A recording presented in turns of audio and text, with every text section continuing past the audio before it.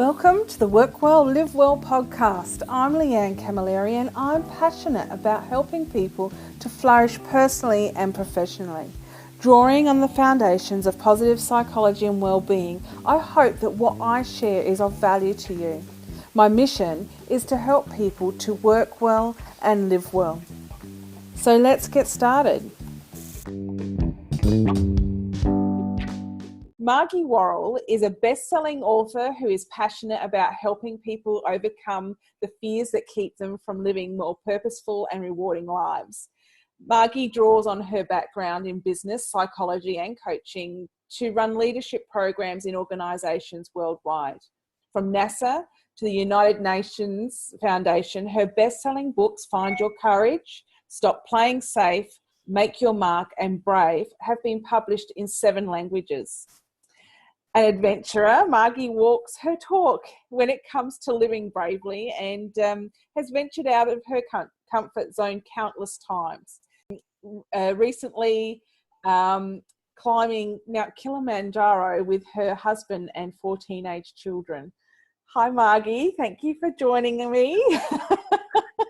Hey, how are you, Leanne? Good to see you. It's been a little while. Thank you. It has, and I'd just like to share with everyone, I met you a couple of years ago at your Live Brave weekend, which was a fantastic experience for me. I met, so besides meeting you and being in awe of you, I met so many great women who I am still in contact with to this day, and so grateful for having had that experience. So thank you and welcome. Oh, no, it's great. I'm so glad you came across from South Australia to Victoria for it. It was great. And we'll talk a little bit more about that perhaps towards the end. But Margie, I'd like to share with everyone what has inspired you to do what you do. I get asked that question a lot. Why do you do what you do? And I guess at the core of it is a really strong sense of calling. I just really feel called to do what I do. And part of that's probably because I had to deal with a lot of my own challenges through my teen years. I had an eating disorder for 15 years or so. And, I had my share of challenges. Well, we all have our share of challenges, but particularly through those formative years and into my 20s, and found myself dealing with my own stuff, the stuff in here that can hold us back and cause us to, just do things that hurt us and keep us from feeling as happy as we'd like to be. And then I guess I see other people doing the same things and caught in the same negative limiting patterns of thought and behaviour, and letting fear and self-doubt get in the way. And so that's why my work is ultimately about helping people to get out of their own way, to really connect with their own innate worthiness and courage and passion and purpose and make the changes that they need to make. So, yeah. That voice inside is something that you can't ignore, isn't it? It bubbles away until you answer it, doesn't it? Well, it does, but it's also we shouldn't ignore it, right? Because when we ignore it, it still sits there. We've got to listen to it, but it's about whether or not we let that voice run the show. And I think we've all got that little voice of an inner critic that's saying, "Who are you to do that? You're not good enough. What will people say? You'll fail. You make an idiot of yourself." All of those negative things that really come from that core place, that's that fear, because we are wired to play it safe and to be afraid. It's a survival mechanism. Yet it's whether or not we give that fear, those little voices, the power to decide, what we'll say in our conversations and who we'll spend time with, and whether we'll tolerate a situation that's making us miserable, or whether we'll make a change, and despite all of the uncertainty that can bring. And so it's learning how not to let those voices sit in the driver's seat of our lives, and which is what courage is all about. It's not the absence of fear, it's not the absence of misgivings, it's not the absence of the little doubts that go, oh, I don't know, what if I completely fail and mess this up and I don't have what it takes? It is choosing to take action in the presence of that. That's a very empowering experience too, isn't it? Taking that action, stepping out of that fear, and and just doing it, going with it. You know, like here now speaking to you, like, you know, it might be scary, but, you know, not doing it is scarier, I think, you know, in some ways. And I guess that's part of the work that I do, right? It's often we discount the cost of inaction. Yes. We tell ourselves, oh, it's not so bad, or maybe it'll just sort itself out. And we come up with all sorts of reasons and rationalizations and excuses and justifications, and we procrastinate in order to avoid doing that thing that's really hard and uncomfortable and scary. Yeah. And what we're really often not so good at doing is putting ourselves in the shoes of us 1 year from now or 5 years from now, and asking ourselves, really connecting with, how will I feel about myself in my life if I don't do that scary thing? Yeah. If I stick with this situation that's maybe it's not making me really miserable, but it's certainly not making me feel happy and fulfilled and inspired. Or maybe, you know, it just sort of every day I'm just kind of flatlining, but I'm not excited. Yes. And so, you know, what's the cost of that? How much is that costing you in terms of your ability to feel joy, to feel good about yourself, to feel confident, to build confidence, to feel that sense of connection or intimacy that you might want? And so that's where, you know, we've got to embrace the uncomfortable in order to have more of what we want. And that's not easy. That takes courage, and it's not an intellectual exercise. You could read a book on this. You can, you know, study it, do a PhD. That doesn't allow you to actually, the doing it is the hard part. The actual moment, and you go, I'm going to get out there. I'm going to pick up the phone. I'm going to have this conversation. I'm going to, you know, quit this or start this, you know. That's where we really lay that vulnerability on the line. And, you know, that's hard. And, you know, I know I've shared this with you before at my events, but, you know, for me, I even running public events, it's like, oh, what if no one comes? What if I don't, you know, what if I can't make this a success? And yet I know that if I don't do it, I'll look back and go, well, what if I tried? Yes. And so it's getting people to think, well, how much you feel if you don't do it. Yes. And how is this costing you? Because life is short, and too often we settle for a norm that we shouldn't settle for. We settle for okay. Yeah. We settle for it's fine. And, you know, fine is not okay. Yeah, I agree. You often talk, Margie, about for the sake of what? And I find that when you say that at the events that I've been to, it really resonates with me and really makes me think. Would you like to explain, would you be able to explain that a little bit? Yeah, you bet. So as human beings, or I like to call us human becomings, we spend our life becoming all of who we can be. And we are wired for safety, and we are wired for comfort. We are not wired to put ourselves out there, to, you know, go out there and lay it on the line and you know, risk rejection and risk failing and risk people criticizing you or disapproval. We're not wired for that. So we have to be able to answer the question, for the sake of what, in a compelling way, in order for us to find the guts to to step outside our comfort zone. So for the sake, and to anyone that's watching now, for the sake of what are you willing to be brave? For the sake of what are you willing to make a change that will be hard? For the sake of what are you willing to have a difficult conversation? For the sake of what are you willing to go after a big, inspiring dream that's been sort of gathering dust for a while? For the sake of what are you willing to really lay that fear that you have, that you don't have what it takes, on the line? For the sake of what? You know, what is so important to you that you're willing to take those risks? And, you know, it's a really important question. And I know for me, I remember before I had my fourth child, I connected with the fact that I really loved the idea of having 4 kids, but I was terrified. How the hell am I going to manage 4 kids? I had 3 little kids. I was living on the other side of the world. I had no support. And I remember connecting with this vision. I kind of did this vision exercise myself. 10 years from now, what do I want? And I thought, I'm going to look back and regret that I didn't go the extra mile or didn't even try. It's not always in our control. I think I'll regret this if I don't at least open myself up to the possibility.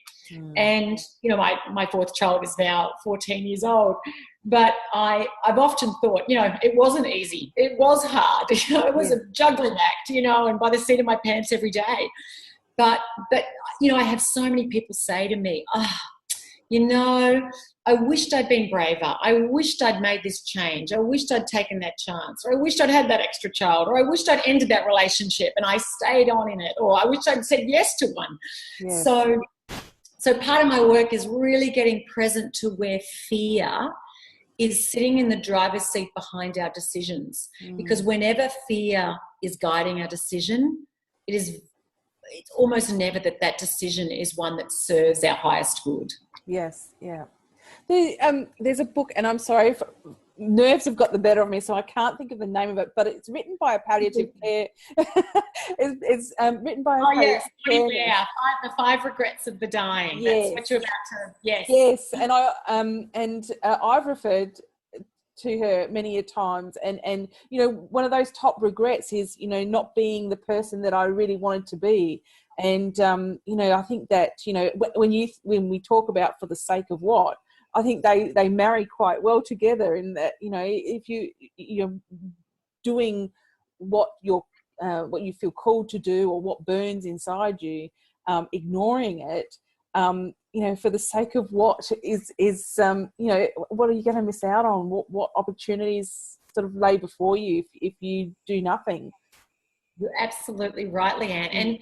And you know, sometimes, you know, I mean, often, whether it's at my weekend programs or days, or people say, oh, but I don't really know. I don't really have something burning inside me. I don't really have a passion. I'm not really sure. And that's okay, right? We are wherever you're at is okay. I just say, ask yourself, what would I do right now if I was being brave? And another thing is, if I didn't care what everybody thought, what would I do right now? So often, and that book that you just mentioned, The 5 Regrets of the Dying by Bonnie Ware, she was a palliative care nurse and looked after people at the, you know, in the final months of their life. You know, people said they lived the life that other people wanted them to live. They lived the life that kept other people happy and met other people's expectations and avoided criticism or disapproval of other people, our parents, our siblings, our community, you know, our friends. And that's where I think it's so important to ask yourself the question, if you didn't care what everybody thought or anybody thought, what would you do? Yeah. What would you say? What would you change? And just asking yourself that question can open up a new possibility. You know what? I'd move here, or I'd quit this, or I wouldn't go over and do this every year because it's tradition, or whatever. I would change something. Yes. And we often don't realize how much keeping harmony in relationships or with the family, or just avoiding possible disapproval, drives the decisions we make and the actions we take. And whenever we let what someone else thinks matter more than what we think, we are giving away our power.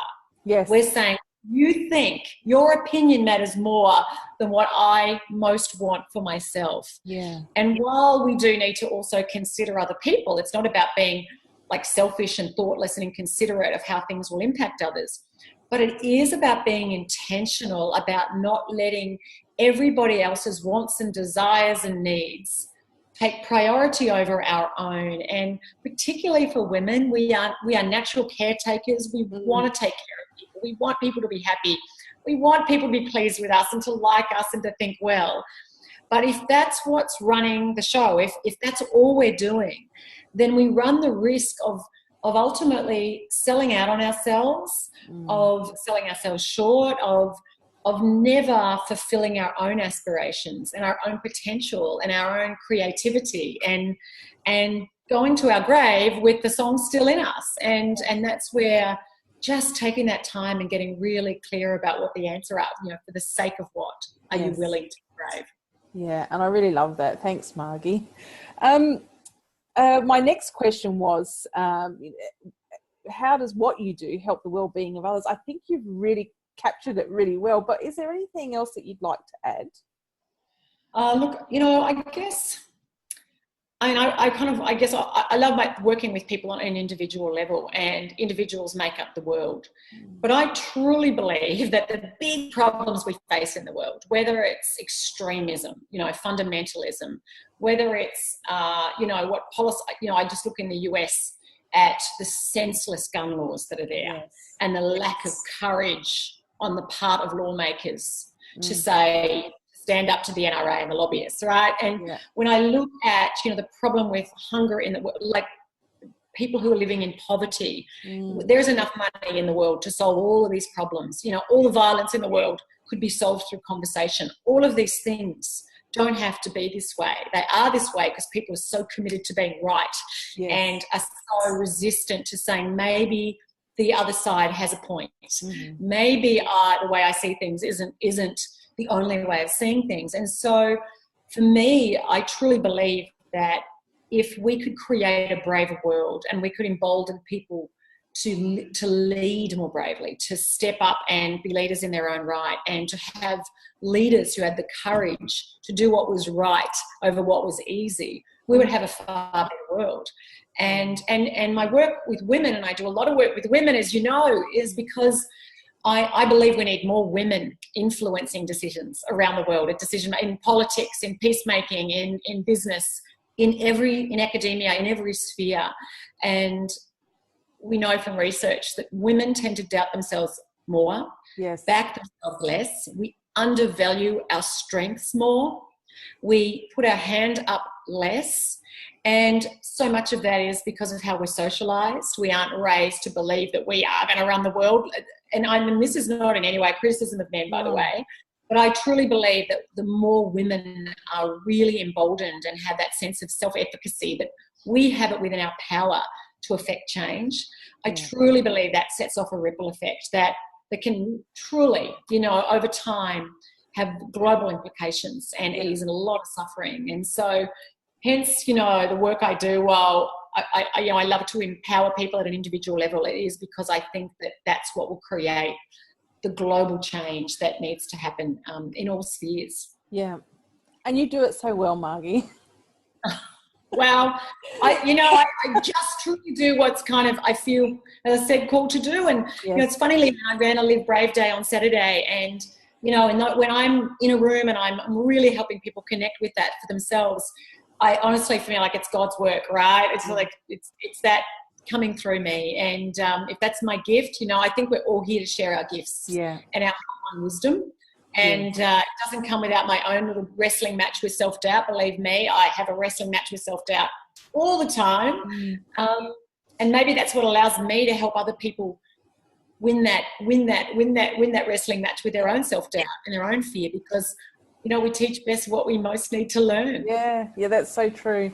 And it is when we are stepping outside of our comfort zone, like I am a good one. I have all these negative things going on in my mind, all this, self-talk, you won't be good at this, or, whatever it might be.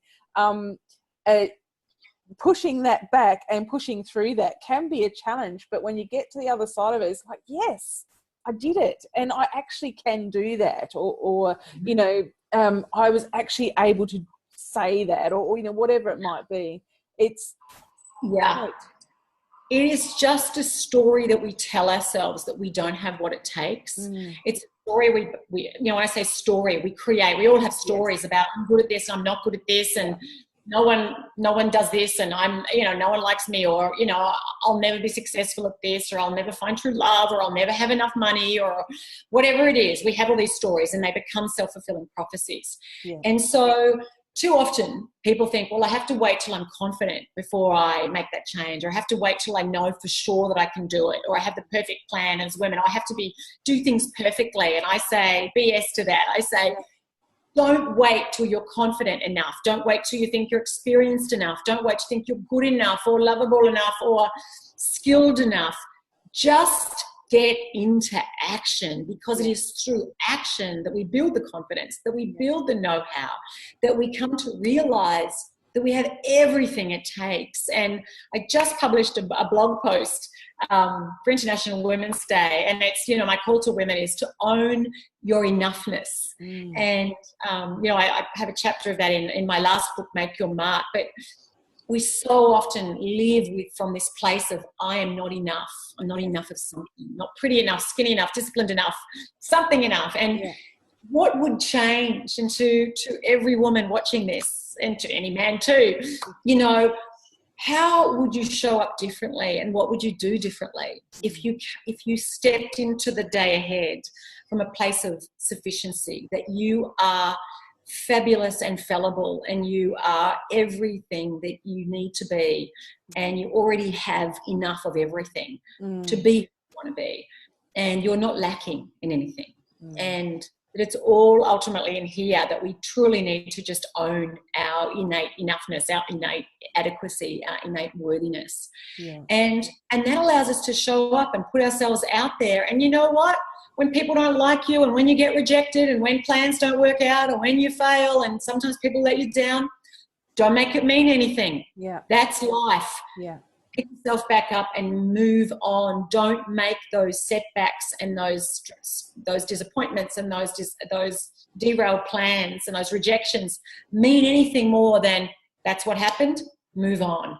Because too often we interpret those things as a permanent deficiency on our part. Oh, I knew I'd never have what it takes. I knew no one would ever like me. I'll never find a job, or whatever it is. Not true. Yes. So true. Oh, I just feel so inspired now, Margie. Margie, another question for you. I like to share with the viewers or audience, the group, a wellbeing tip, life hack, book, whatever you might see fit. You know, your books and courses are given. I will be sharing links to those. But is there something else that you would recommend? You know, something that I harp on about, I don't know if I say harp on about, is doing something for ourselves every single day that helps us reset our compass and recenter our spirit and just reconnect with what matters most. And I believe, like, for me, it's really my morning ritual. You know, getting out. I exercise, even if it's nothing. You know, it mightn't be some intense workout or anything like that. In fact, it's often not. But just something that gets my head, my heart, you know, my focus in the game for the day ahead. And I do think that taking time every day, and I'm not talking about an hour, I'm talking about even 5 minutes in the morning, to just ask yourself, set your intention for the day. Who is it that I want to be today, that I need to be today? What is it that I most want to do today?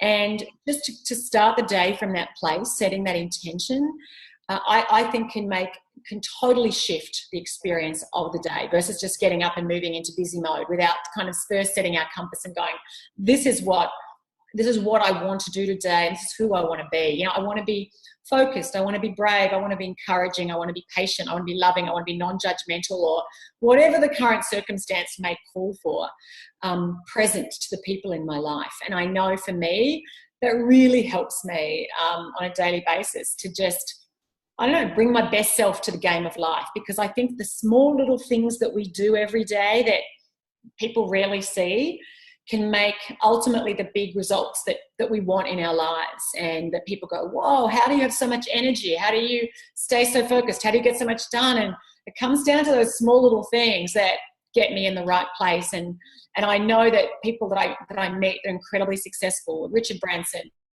you know, Bill Marriott, who founded Marriott Hotels. When I talk to these people, they have daily rituals that really allow them to make the very most of the hours in the day. Yeah, thanks, Margie. And I love that. You know, what will get you in the game for the day. I think I'll go forward thinking of that. What's going to get me in the game today?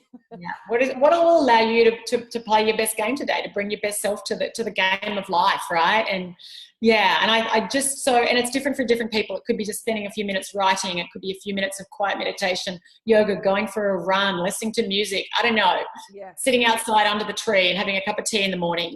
Whatever it is, but do something that just helps you reconnect with who it is you want to be and that you already are. Yeah, thank you. My pleasure. You take care and you keep doing what you're doing, Leanne. You should be very proud of yourself. Celebrate the wins, including the small ones. Thanks so much, Margie. My pleasure. Take care. Bye. Thank you. Bye. To find out more about Margie, visit her website, margiewarrell.com. There you'll find links to her Live Brave podcast, her books, and details on any upcoming Live Brave events.